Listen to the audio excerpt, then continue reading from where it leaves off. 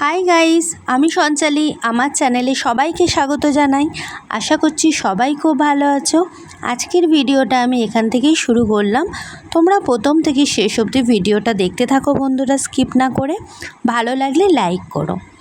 তো এখানে 1 কেজি মতন মুরগির মাংস নেওয়া হয়েছে। আজকের বানাবো কোরিয়েন্ডার চিকেন, ধনেপাতা দিয়ে চিকেন করব। তো একটু টক দই নিয়ে নিয়েছি, একটু জিরে গুঁড়ো অ্যাড করলাম। আচ্ছা, একটু হলুদ গুঁড়ো দিয়েছি, একটু লঙ্কা গুঁড়ো দেব। একটু ঝাল ঝাল করব, তাই একটু বেশি করে একটু লঙ্কা গুঁড়ো দিলাম যাতে কালারটাও আসে। আর এখন দিচ্ছি ধনে গুঁড়ো।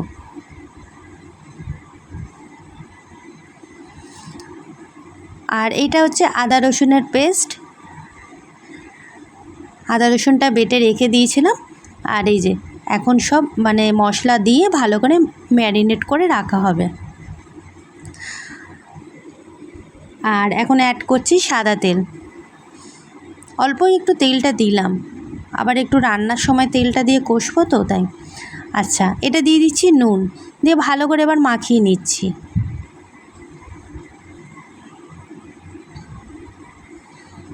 ভালো করে এখানে মাখিয়ে কিছুক্ষণের জন্য রেখে দেবো। সব সময় তো চিকেন কষা নালে চিলি চিকেন এইসবই করতে থাকি। আজকের মনে হলো যে ধনেপাতা দিয়ে চিকেনটা করি। তো ধনেপাতাটার সাথে কাঁচা লঙ্কা দিলেও ভালো হয়, তো কাঁচা লঙ্কাটা না ছিল না, এই হয়েছে ব্যাপারটা। আচ্ছা, রান্নাটা শুরু করা যাক। এই দেখো বন্ধুরা, কড়াইটা বসিয়ে দিয়েছি আর তেলটা গরম করতে দিয়েছি। তো এখন তেলটা দিয়ে দিচ্ছি, ভালো করে একটু গরম হোক। আর এখানে কিছুটা আলু কেটে রেখেছি। এটা শুধু করলেই ভালো লাগবে, কিন্তু বাচ্চারা তো একটু আলু দিয়ে মাংসটা খেতেই বেশি ভালোবাসে। বাচ্চা কি ঘরের আমরা সবাই বলতে গেলে মাংসের মধ্যে আলু দিয়ে খেতে ভালোবাসি। তাই এখানে আলুটা একটু ভেজে নিচ্ছি। ছেলে মেয়েদেরকে কি বলবো, ছেলেদের বাচ্চাগুলোকে গ্রিন চিকেন বললেই ভালো হয়। ওরা তো আর এইসব বুঝবে না যে কোরিয়েন্ডার চিকেন কি। ওদের হচ্ছে চিকেন কষা নিয়ে খাওয়াটা নিয়েই দরকার। তো এই যে ভালো করে আলুটা ভেজে নিচ্ছি, একটু নুন দিয়ে দিলাম। আর এখন দেবো একটু হলুদ। এই যে দিয়ে একটু ভালো করে নাড়াচাড়া দিয়ে একটু লাল লাল করে ভাজবো।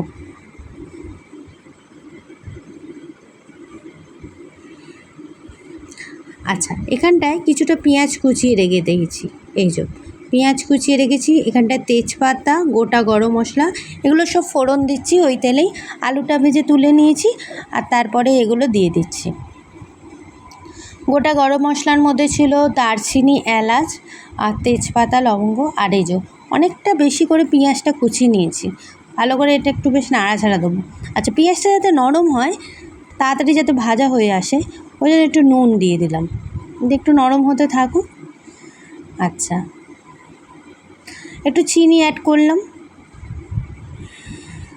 একটু লাল হবে ওই জন্য। দেখুন বন্ধুরা, কীরকম লালচে লালচে হয়ে এসছে। পেঁয়াজটা অনেকটাই বেশ নরমও হয়েছে আর ভাজাও হয়ে এসছে। আর তেলের মধ্যে গরম মশলা ফোড়ন দিলে না একটা সুন্দর গন্ধ বেরোয়, সেই স্মেলটাও ছাড়ছে। আচ্ছা, এখন দিয়ে দিচ্ছি ওই যে ম্যারিনেট করে রেখে দিয়েছিলাম মাংসটা ম্যারিনেট করে রেখেছিলাম প্রায় 25 থেকে 30 মিনিট মতন। তার মধ্যে আলুটা ভেজেছি, পেঁয়াজটা কুচালাম। তো এই করতে করতে দেখলাম হয়েই এসছে 25 মিনিট। দিয়ে এবার ওই তেলেই ভালো করে আবার নাড়াচাড়া দিচ্ছি।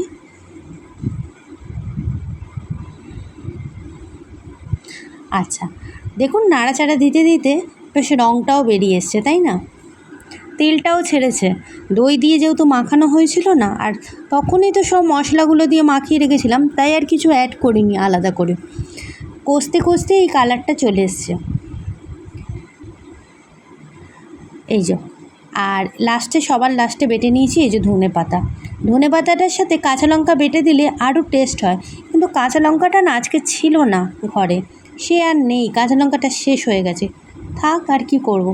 তো এই ধনেপাতা বাটা দিয়ে ভালো করে নাড়াচাড়া দিয়ে হয়েই এসছে। আর একটু কিছুক্ষণ ফুটবে, তারপরেই নামিয়ে নেবো। আর এটা করব পুরো কষা কষা। আর একটু গরম জল অ্যাড করে দিলাম, একটু সিদ্ধ হতে থাকুক। 10-15 মিনিট সিদ্ধ হলেই নামিয়ে দেবো। মুরগির মাংস তো বেশিক্ষণ সময় লাগে না হতে। ভালো লাগলে বন্ধুরা লাইক করো, শেয়ার করো, কমেন্ট সেকশানে জানিও।